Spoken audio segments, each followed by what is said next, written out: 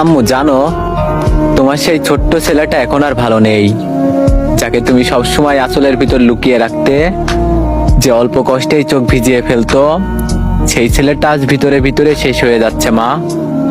জানো আম্মু, এখন আর কষ্ট পেলে তোমার কাছে আসি না। ছোটবেলায় যেমন দৌড়ে যেতাম, হাঁটু কেটে গেলে, মন ভেঙে গেলে বা অকারণেই বুকটা ভারী লাগলে তুমি তখন কিছু না জিজ্ঞেস করেই আমাকে বুকে টেনে নিতে। তোমার আদরেই সব ব্যথা যেন কমে যেত। আজ কষ্ট পেলে আমি চুপ করে থাকি, হাসি মুখে লুকিয়ে বেড়াই। রাত হলে একা একা ভেঙে পড়ি, কেউ জানে না আমি কতটা ক্লান্ত, কতটা ফাঁকা। আমি অনেক বড় হয়ে গেছি আম্মু, এতটাই বড় যে আমার কষ্টগুলো এখন দুর্বলতা হয়ে গেছে।